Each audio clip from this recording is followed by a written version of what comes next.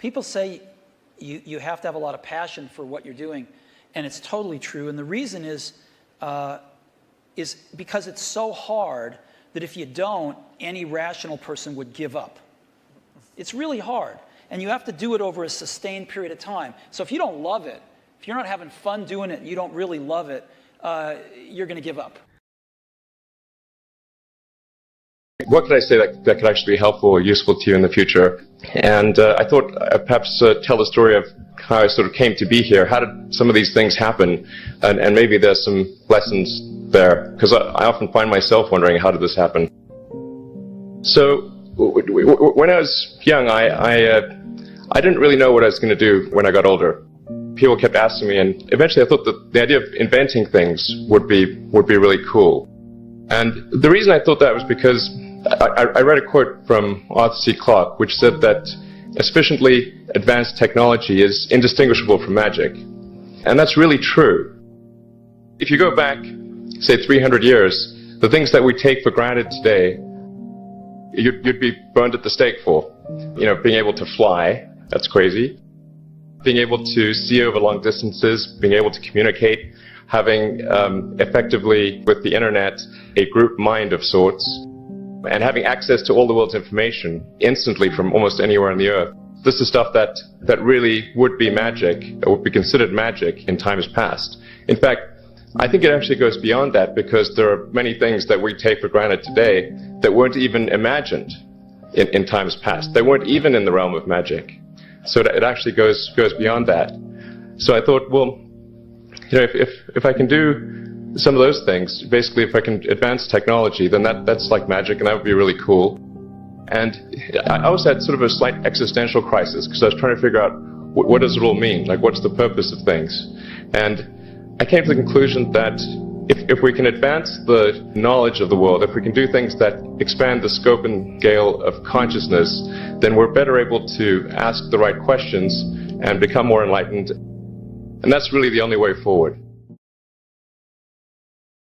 Today, I want to talk about purpose.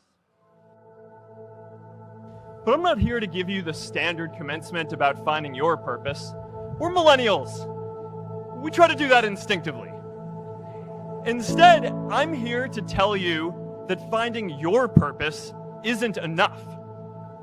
The challenge for our generation is to create a world where everyone has a sense of purpose.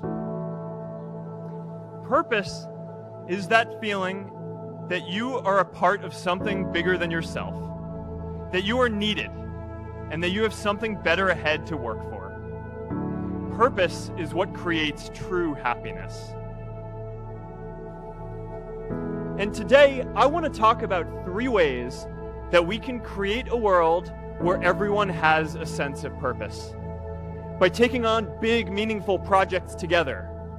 By redefining equality so everyone has the freedom to pursue their purpose. And by building community all across the world. You guys will find that you have passions, and having a passion is a gift. I think we all have passions, and you don't get to choose them. They pick you, but you have to be alert to them. You have to be looking for them. And when you find your passion, it's a fantastic gift for you, because it gives you direction, it gives you purpose. You can have a job, or you can have a career, or you can have a calling. And the best thing is to have a calling. And if you find your passion, you'll have that, and all your work won't feel like work to you. Many kids and many grown-ups do figure out over time what their passions are. And sometimes we let I don't think it's that hard. I think what happens though sometimes is that we let our intellectual selves overrule those passions. And so that's what needs to be guarded against. By far the best investment you can make is in yourself. If you invest in yourself, nobody can take it away from you. If I gave you a car and it'd be the only car you get in the rest of your life, you'd take care of it like you can't believe. Any scratch, you'd fix that moment, you'd read the owner's manual, you'd keep a garage and do all these things. And you get exactly one mind and one body in this world. And you can't start taking care of it when you're 50. Just remember that you just got one mind and body to get through life with. And You know, the most important thing is really who you associate with. You want to associate with people that are better than you are. I mean, basically, you'll go in the direction of the people that you associate with. And you want to have the right heroes. You want people, if you want to emulate somebody, you better pick very carefully who you want to emulate. And when, obviously, you can't pick your parents. They're going to have an enormous influence on you, but you don't get a choice on that. But you get choices as you go down the line. And you want to copy. And the most important for most people in terms of that decision is their spouse. It's also important in terms of a partner in business, but the partner in life is the most important one. You want to pick a spouse that's better than you are. Biggest mistakes people make when investing? They just don't realize that all you have to do is just buy a cross-section of America and then never listen to people like me or read the papers or do anything subsequently. They think that because you can trade, you should trade. You buy a farm, you buy an apartment house, you can't resell it tomorrow. Now you get something handed to you, liquidity, which is instant. You can sell, and the cost of doing it are pennies, compared to other kinds of investment activity.